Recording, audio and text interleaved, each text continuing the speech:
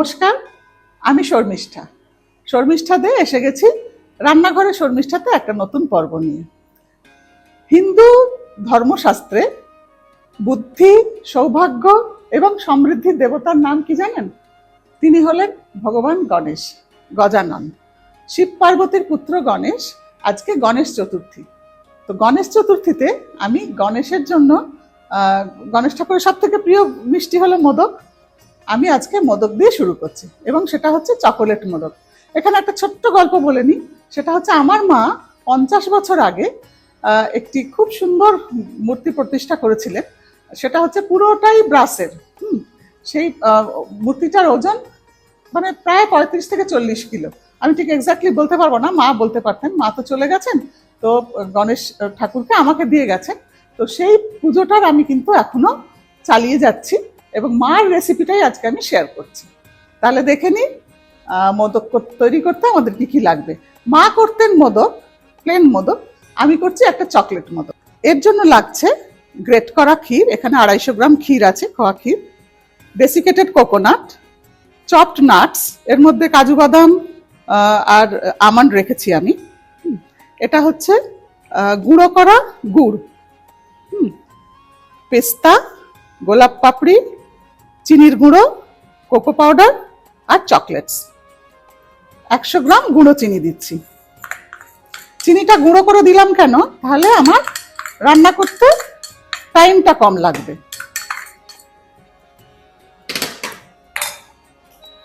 Induction on করলাম।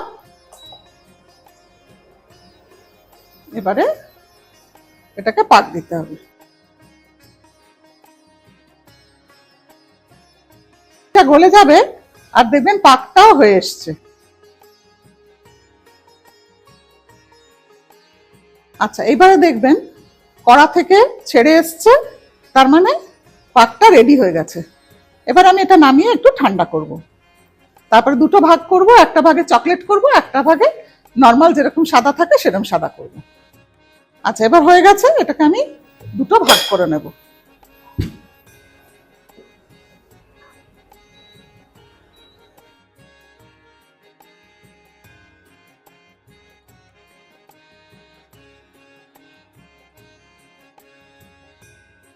এটা মা বানাতেন না, এটা আমার সংযোজনা।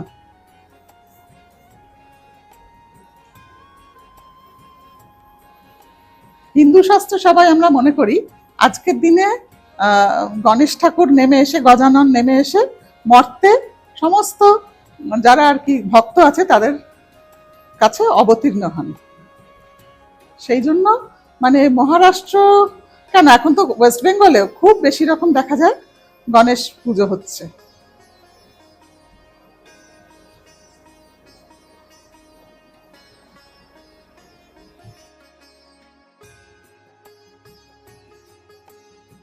একটা ফিলিং তৈরি করব। ফিলিং এর জন্য কি কি লাগছে আমার? ডেসিকেটেড কোকোনাট, এটা হচ্ছে জ্যাগারি পাউডার, আর জ্যাগারি পাউডার মানে গুড়, গুঁড়ো করা গুড়, আর চপড নাটস। এখানে আমি সবই 1 টেবিল স্পুন করে নিয়ে নেব। 1 tablespoon desiccated coconut, 1 tablespoon jaggery powder, আর 1 টেবিল স্পুন চপড নাটস। ব্যাস, এটা একসাথে মিশিয়ে নিলাম। এটা হয়ে গেল আমার সাদা মোদকের গুড়। এই যে এখানে রাখলাম। এবার মোদকের যে মোল্ড, সেই মোল্ডটা আমি নিয়ে নিলাম। মোল্ডটা দেখুন খুললে এরকম হবে। এতে একটু অয়েল ব্রাশ করতে হবে। এবার একটু সাদা তেল নিয়ে নিলাম।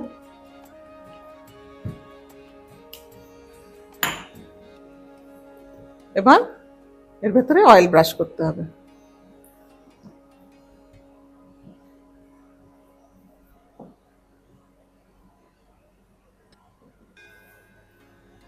অয়েল ব্রাশ করে নিলাম। নিয়ে এবার আমি এই যে সাদা মন্ডটা, এটা আপনারা একটু ঠান্ডা করে নেবেন। ঠান্ডা করে নিয়ে দেখবেন এখন একটা গরম আছে, এরকম ছোট ছোট বলস বানিয়ে নেবেন। এটা থেকে মোটামুটি 4টে হবে ধরুন। আচ্ছা, তৈরিটা আমাকে একটু দেখিয়ে দিতে হবে, হ্যাঁ, কিভাবে বানাতে হয়। আচ্ছা, এক্সট্রা অয়েলটা ঝরিয়ে ফেলে দিলাম, যে জায়গাটা হিঞ্জটা আছে সে জায়গাটা ধরতে হবে, এরম ভাবে ধরে নিলাম, নাহলে করতে পারবেন না, খুলে যাবে। এবার এই যে মন্ডটা, এটা এর ভেতরে ঢোকাতে হবে, ঢুকিয়ে হাত দিয়ে দিয়ে প্রেস করে করে বাটি মতন করতে হবে, যতটা লাগে ততটা দিতে হবে, প্রেস করে করে করে দেখবেন একটা গোল বাটি মতো হয়ে যাবে। ঠিক আছে, এবার বাটি মতন হয়ে গেলে তার ভেতরে আমি দেব এই যে আমি তৈরি করে রেখেছিলাম ফিলিংটা, সেটা ফিলিংটা দিয়ে বেশ খানিকটা ফিলিং দেওয়া হয়ে গেল। এবারে এটা মুখটা আবার সিল করে দিতে হবে।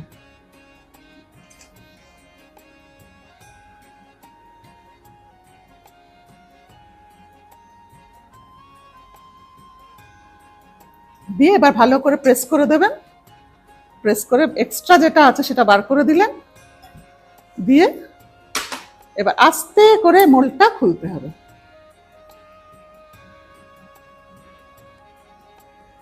আবার আরেকটা করছি, হয়তো 4টে নাও হতে পারে, 3টেও হতে পারে এই মাপে, কারণ আমি খানিকটা চকলেট বানাচ্ছি।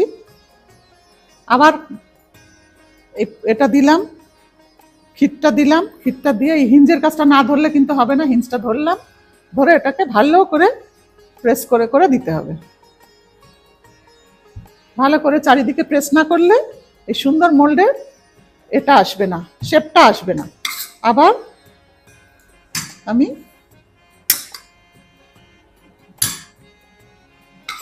এই পুরটা দিচ্ছি, ফিলিংটা দিচ্ছি।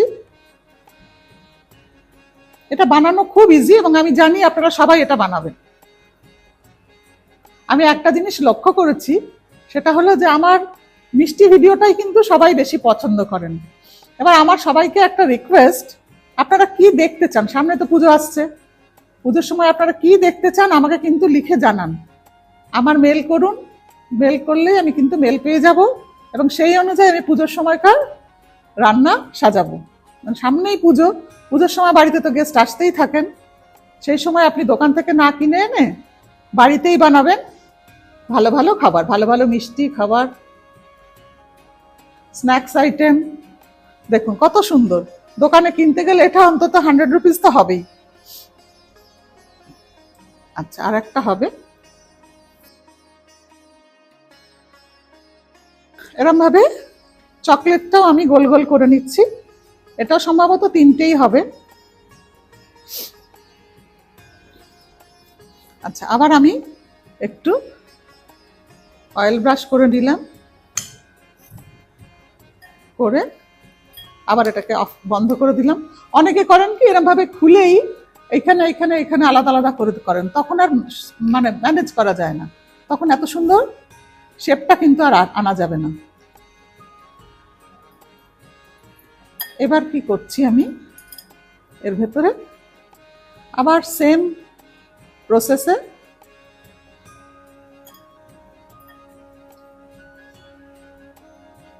ভেতরটা একটু শেপ দিয়ে নিলাম, শেপ দিয়ে নিয়ে এবার আপনার পছন্দ মতন চকলেট একটা, আমি এরকম একটা চকলেট ভেতরে ঢুকিয়ে দিলাম, ঢুকিয়ে দিয়ে আবার এটাকে লক করে দিলাম। এবার এখান থেকে আবার খুলে দিলাম, দেখুন কি সুন্দর একটা চকলেট মোদক বেরোলো। আবার সেম প্রসেসে আমি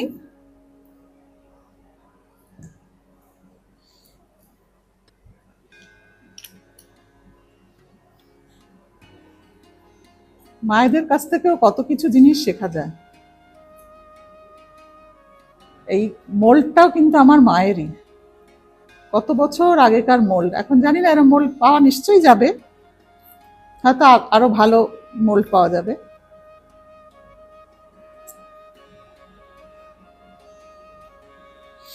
ভালো করে প্রেস করে নিয়ে আবার একটা চকলেট দিয়ে দিলাম, দিয়ে আবার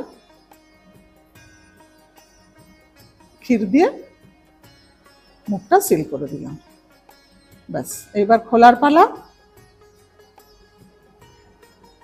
কোনটা দিয়ে খুলতে?